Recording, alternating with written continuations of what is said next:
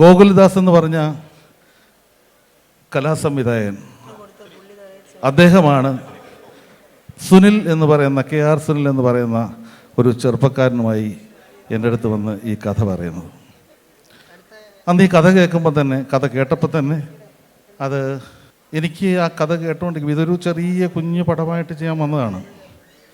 അപ്പോൾ കഥ കേട്ടപ്പോൾ തന്നെ ഞാൻ പറഞ്ഞു, ഈ സിനിമയിൽ ഇന്ത്യയിൽ ആരും അഭിനയിക്കാനില്ല.